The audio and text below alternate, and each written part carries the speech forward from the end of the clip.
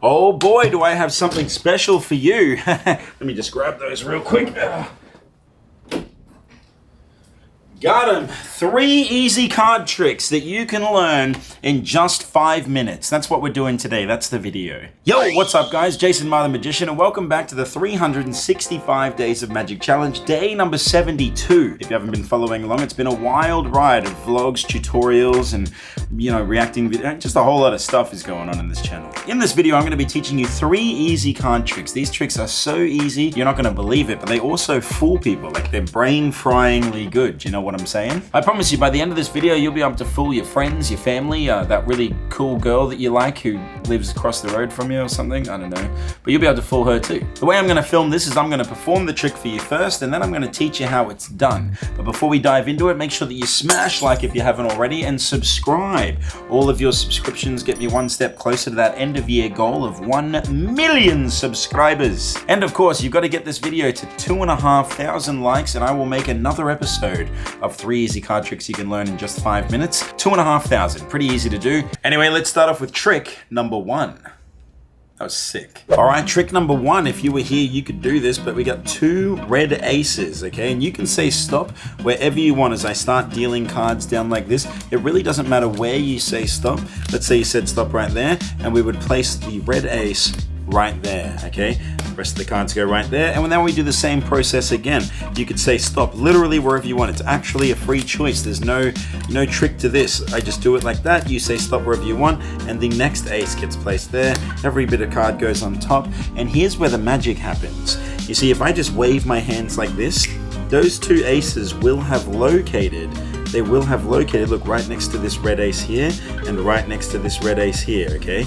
These 2 aces, and you can see, I want to show you too, all of these cards are different, okay? This is not like a gimmicked deck or anything. Every single card is different, and yet somehow, wherever you said stop, it didn't matter because you somehow managed to find the other 2 aces. A miracle, baby! A bona fide miracle! Boom, baby, how sick is that? And the best thing is that you don't make any choices. Your spectator makes all the choices, which makes the trick seem more fair and more impossible, I think, which is cool. Anyway, let's dive into the explanation. Alright, so for this, all you need to do is have the aces separated from the pack. This is the setup, okay? 1 black ace will go on the top of the deck, and 1 black ace will go on the bottom of the deck. And that's literally the setup. That's all you have to do. From here, you're just going to introduce these 2 aces to your spectator, and you're just going to explain to them that at any point, they can say stop as you deal the cards down. Now, the very first card you're dealing down is off the top, which is the black ace, which means it's now going to be on the bottom of this pile of cards that you're dealing. This will make sense in a minute. So you just keep dealing until your spectator says stop, and wherever they say stop, they're going to place the ace there. You can let them put it there. So they've made that decision. You then take the rest of the deck and you place it directly on top, which means that you're actually placing the ace that was on the bottom of the deck directly on top of that ace there. Now from here, you're going to do the exact same procedure, but now since you dealt this one to the bottom, you picked everything up, it's now reset essentially. So now when you deal like this, it doesn't matter where they say stop, really doesn't matter. From there, they can place the ace and you just put everything back on top, and the trick is now done. From here, it's just all acting. I don't know, like maybe you want to pretend that you're like a card sharp or something, so you're just going to be like, oh, I'm going to cover it for a second, and boom, I've done it. I've managed to locate the 2 black aces using the 2 red aces. Or you can say like, oh, I can't believe you were that accurate. Not many people get it, but you actually managed to hit it. You know what I mean? Like, you just pretend and you play it in a way that feels good to you. And that's the best part about it. And you can give them the deck. It doesn't use any like special cards or anything. That's what makes this trick so good. See, didn't I tell you these tricks would be super easy to learn? Huh? Who's got you covered, huh? Now, trick number 2 is a fun one because you can play with this in different ways. You can just straight up reveal the card, or you can like pretend that you can tell if someone's lying to you or something, or maybe you're a mind reader. You know what I mean? Like, you get to play with this in a different way. So let's take a look at that right now. So the camera is now out super wide so that you can see my eyes. I want you to see that I'm not going to look at the selected card. I'll genuinely figure this out using the power of magic. You see, I spread the cards like this. I'm going to ask my spectator to select any card they want. So I'm going to close my eyes here. Let's just say they picked this card. Show that to you there. Okay, and they're just going to hold on to that for a moment. Okay, so that's in their hands right now. I'm going to have the deck in my hands. I'm going to say to them, say stop wherever you want as I riffle like this. So they say stop right there, and then I'm going to tell them to just push their card into the center of this pack right there. Just push it all the way in, and from here, I'll just start shuffling it. I'm going to shuffle it as fair can be.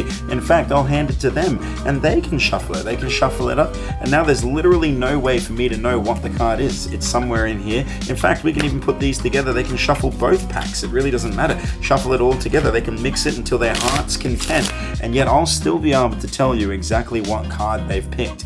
In fact, look at this. All the cards shuffled, mixed, messy. There's no way for me to know what the card is, and yet I can tell you that it is the 4 of clubs. It's amazing, right? Isn't that crazy that you can just figure out what the card is under like seemingly impossible conditions? And you're going to learn it right now. So let's have a look. All right, so to do this trick, you actually just need a small setup, and the setup is super simple actually. What you're going to do is have the deck split into reds and blacks. So you can see all the blacks on one side, all the reds on the other, and that's the whole setup. Now from here, you get your spectator to pick a card, all right, and just pay attention to which side they pick it from. If they pick it from the top half, then obviously you're going to want to put it into the red half later. So let's say they pick this one here, the Jack of Diamonds.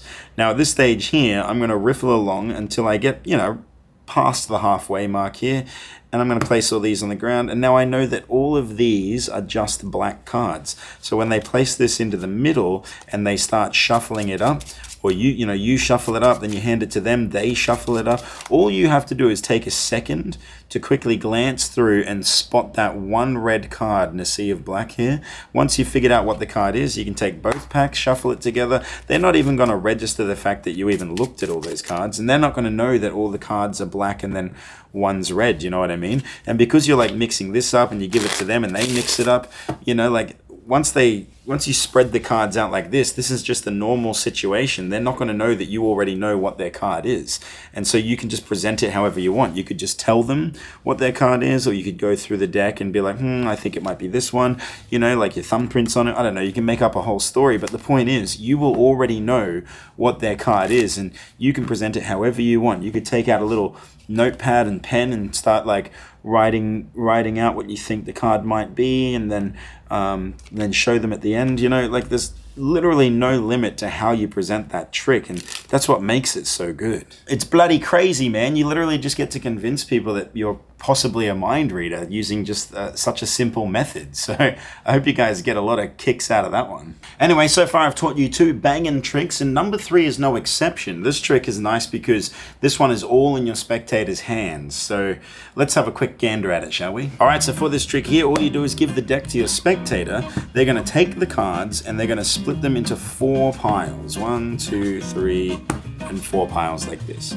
Now from here, all you have to do is ask them to take 3 cards off the top of this pile and put them on the bottom, then deal out 1, 2, 3 cards to each of the other piles. This is a pretty good way of mixing the cards up, and we deal them out like this. Now the cards are being sufficiently mixed, and not only have they been cut, but now they're being mixed in such a way that no one could possibly know what cards are where. Mixed like this. There we go. Now from here, you could actually tell them. You could tell them the value of any card on the top of the deck. So for example, if they picked this pile here, you could say that's an ace. Bang, see? Magic. If they pick this one here, you could tell them that that's an ace. You see? Bam. If they pick this one here, an ace. If they pick this one here, an ace. That's all 4 aces, and they did it themselves using the power of magic. You look like a hero. You make them feel good about themselves. It's bloody awesome, man. I hope you guys enjoyed that trick, and fortunately for you, this trick is probably the easiest of the 3 to learn. So how about we take a little look at it once again? All right, so for this trick, it's actually super simple. You just need to get the 4 aces, and they need to be sitting on the top of the deck before you start the trick. Don't let your spectator know that, obviously, and just start the trick. So you hand them the deck, you ask them to cut it into 4 piles. You need to keep track of which pile has the 4 aces on top, by the way. That's the only thing you have to do. Now from here, let's say they put it in this order here. And you know that this one here is the aces.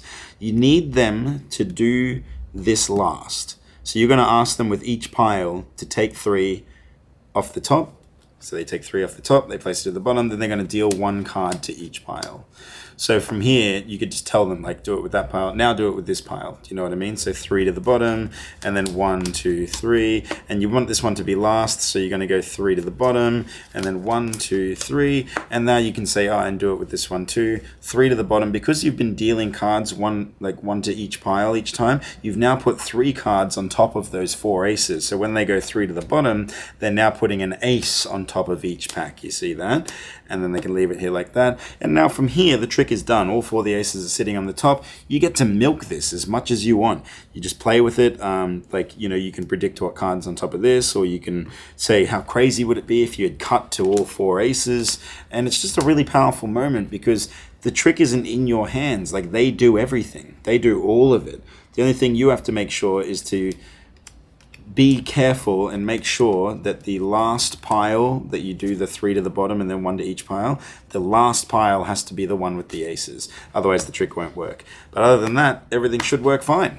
Boom, baby! 3 easy card tricks that you can do in just 5 minutes. Didn't I tell you they'd be super simple? Anyway, I hope you guys enjoyed that. I had a lot of fun making this video for you, and I really like hearing stories about how you guys have taken the tricks that I've taught and used them on your friends or your kids or, whatever you've done. And I like hearing that. It makes me feel good, and it makes me happy knowing that these are in some way giving you guys some smiles, some joy, just some happy moments. So anyway, that's it for me today. That's day number 72 done and dusted.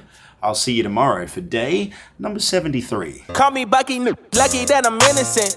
If I didn't have no moguls, I'd be menacing.